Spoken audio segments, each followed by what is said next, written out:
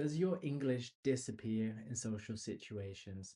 Don't worry, it's completely normal. And I'm going to give you three ways that will help you to overcome that fear that you feel when you start speaking in social situations. So it's not because your English level isn't good enough. Typically, you are fluent, you've been learning for a long time, you know a lot of vocabulary. But when you're in that social situation, typically it's actually the simple things that seem to disappear. You're like, wow, how did I forget the word fork? Or how did I forget this specific word for like how you like the word simple? Like it's something really something that you wouldn't expect, yourself to forget. And when that happens, actually, you typically have more negative self-talk because you're like, oh my God, I can't believe I made that mistake. The reason is because of cognitive overload, typically. So it's when you're in that social situation, lots of things are happening, and you start to get a little bit overwhelmed, and you may just not be trained enough. So the first thing is about training automatic responses. So when you are speaking in English, if you're practicing a lot of vocabulary, that's fine. If you're practicing, on a weekly basis, that's fine.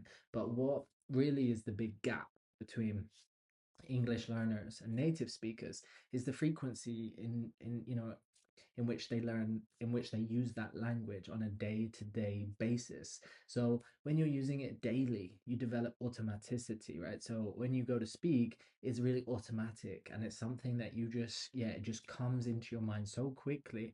Even when the other person is speaking, your mind is organizing all of the word patterns and the sentences. And then when you're ready to speak, it's just there ready for you. But as a non-native speaker, you're typically not using this language every day. Maybe you are if you're living in an English speaking country, but if you're not, you're typically gonna actually start to get a little bit rusty, when you're speaking. So you will forget simple phrases that you haven't used in a while. So when you train automatic responses, it's about really thinking about which situations you're going to be using your English in. So if you find that you're going to be using your English in a lot of social situations, then you should definitely have aspects of your training where you focus specifically on drills that you have to answer questions very quickly, or you have to ask questions very quickly. You have to bridge from one thought to another thought very quickly under a little bit of pressure, because if you know when you're in a social situation, you're going to feel a little bit nervous, you're going to feel like you can't speak as naturally as you want, then it's a good idea for you to actually simulate that environment. So put a little bit of stress on yourself, make things a little bit harder. That's why it's really great to have a teacher that can ask you some difficult questions, that kind of catch you out, and then you have to think on the spot. So I think it's good to sometimes, if you're having a weekly class, for example, come to class not fully prepared. So that when you actually, yeah, you're in the class, you're training that automatic response that hasn't been rehearsed, because there's a difference between a rehearsed response and a response as well that is very natural, that just comes to your mind. And sometimes you even shock yourself. You're like, wow, did I just say that? That's cool. And that's a really nice feeling to have, as a language learner, especially if you're using English as a second language. So yeah, so there's also something really important that you need to do when you're speaking in English, which is to use fillers. So fillers are words such as, oh, that's interesting, or I know what you mean, oh, really? Yeah, so there, what it does is it buys you time. So when you're speaking in English, you just have a bit more time. So when you're speaking with native speakers, they don't need much time to think. But for a non-native speaker, you need a little bit more time. You need that extra second. It's not a lot of time. Typically, you can, go straight into it quickly, but you need a little bit more time than native speakers do. And how do you get that additional time? You use fillers. Okay, or oh, that's interesting how you said that. Oh, okay. It really depends on yeah, on what type of conversation you're having. But when you listen to podcasts a lot, you will notice, these fillers. So it's important to pay attention to what those fillers are in the language. Every language has them, and you want those fillers to become part of your vocabulary. Some people shy away from using fillers when it's their second language. I don't know why.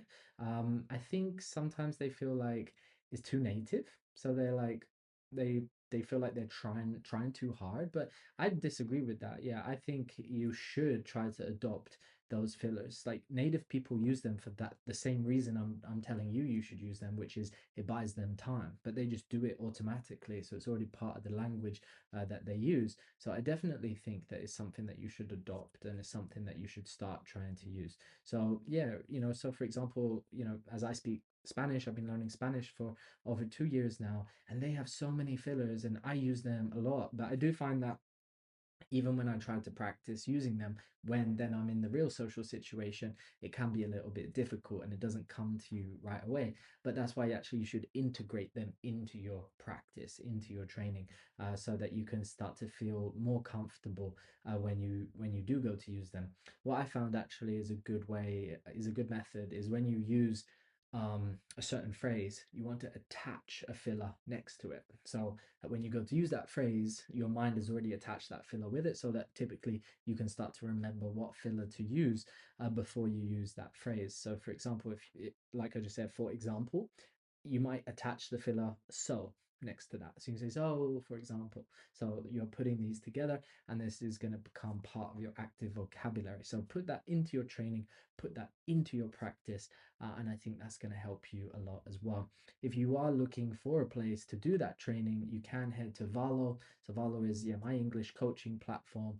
We focus on helping international professionals who are fluent in English but are looking to really level up, and sometimes they feel like they can't speak naturally and correctly when it matters most. So if you're looking for that training, you're looking for coaching and that program, you can head to valo.com, where you can receive a learning plan and be guided, and start practicing on things that are going to help you to become a better speaker.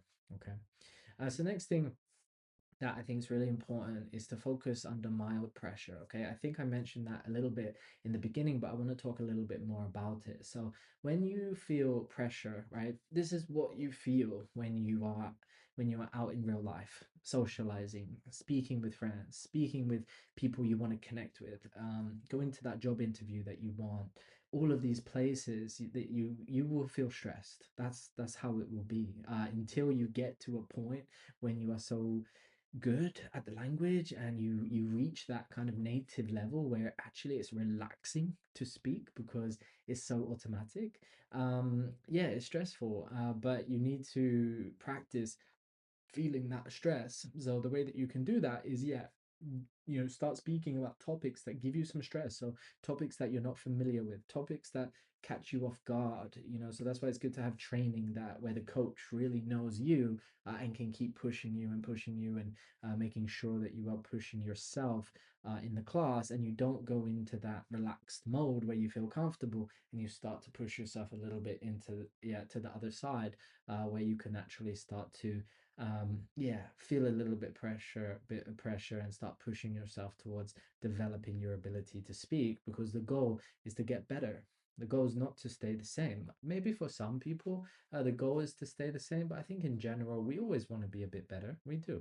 It's just the way that people are. And I think as a language learner, you typically are someone who's quite ambitious, actually. You're a motivated person because you can't be lazy and learn a language, right? You just can't. It requires a plan, it requires consistency, it requires motivation, it requires effort. And so I think it's a typical common thing that a lot of language learners have, actually, is they are very ambitious people. We don't often talk about it that much in that way, but it's true. And yeah, because you have to be ambitious to want to reach a high level in a language. Otherwise, you would just be happy at B1, and then you wouldn't want to get any higher. But no, typically you're using this language for work. You're using it to make connections. You're using it to have a better life. You're using it because you want to travel more. You're using it because you really want to upgrade your circumstances in some cases. So I think practicing under pressure is also something that's going to be really useful for you. The last thing that is really going to help you to overcome that feeling of dread in social situations, that feeling of forgetting words, simple words, is to reduce self-monitoring in during conversations. Okay, so what do I mean by reduce self-monitoring? So what it means is when we start speaking, sometimes we get inside our own heads and we start saying to ourselves, like, oh, that sounded weird, or why did I say it like that? Or wow, I really didn't think that. I didn't think about that clearly when I said it. So as soon as you start doing that, you start to like observe yourself when you're speaking. A lot of non-native speakers do this, and it can make it so much harder for yourself because you start speaking, you get inside your head, it kind of you force yourself to be more quiet, you don't push yourself to speak up, and this becomes problematic because you start to put more pressure on yourself, which what do you think happens? Of course, it makes you freeze more, it makes you get tongue-tied more, and it makes you just start to not enjoy the conversation that you're having. And it's really important to focus on that enjoyment, okay? Just one final thing that I want to end on, which is yeah, really thinking about the listening aspect and the speaking aspect. Okay, so to really fully enjoy a conversation, your listening needs to be 100%. You need to be able to catch everything that the other person is saying. If you can't, then that means you need to spend more time listening and practicing. So putting that into your training. And then the other one is the speaking element, of course, which is yeah, how you actually navigate in that conversation. How are you controlling it? What questions are you asking? What questions are being asked to you? How are you feeling in that conversation? Like, which direction does it go in? Like, how do you make some jokes? Like, how do you break the ice? How do you bridge from one topic to another? How do you have conversational flexibility? How do you say something in a light-hearted way? How do you add more serious, more weight to what you want to say? So this becomes very, very dynamic in the conversation, and that's why it's really important to talk about a wide range of topics when you are training and practicing in this language. And that's why I think it's important to yeah, really think about your training program, think about your learning plan, and start applying some of these things to really help you to get to that next level in your language skills. Okay, so you want to think about the fact that you of course remind yourself that you are a good speaker, you are good, you can speak well, you can do it, but you need to also start proving that to yourself, and you're going to start proving that to yourself by doing these three things. Okay, so the first thing was training automatic responses. The second thing was practicing under mild pressure. And then the third thing was reducing self-monitoring during conversation. Okay, so I think with these three things is really going to help you to, push yourself to that next point, that next level in your English skills, especially in the spoken element. But if you are still struggling with listening, I would recommend doing some heavy listening sessions. Right now, actually, I'm in the middle of a intense learning block. I study for 2 hours a day, and 1 hour is listening every day, and 1 hour is speaking every day. So this is called the heavy listening and heavy speaking block. And yeah, I hope to see a big jump yeah by the end of this. And yeah, sometimes it's necessary to have that immersion, so you can do it yourself. You don't need to be in the target country to do it, but typically it's something that's going to just help give you that jump if you're looking for it in your target language. Okay, I hope this video was useful for you today, guys. And yeah, if you enjoyed this video, you can yeah like and subscribe if you haven't subscribed yet. So yeah, every video I like to give you some tips about language learning, especially focusing on people who are already at a very high level in their language and they're just looking to sharpen their skills and become fully fluent so that they can relax and enjoy speaking this language that they've spent a long time learning. And if you are looking for a learning plan, if you're looking for coaching, you can head to Valo. That's VALLHO, Valo.com. So Valo is an English coaching platform that helps international professionals sharpen their conversational skills, their speaking skills in English, and helps them to start speaking up and to start making an impact in English when it matters, to avoid getting tongue-tied and avoid brain freezing, but most importantly to start enjoying this language you've worked hard to develop. So yeah, I hope you enjoyed this video, guys, and I'll see you on the next one. Bye for now.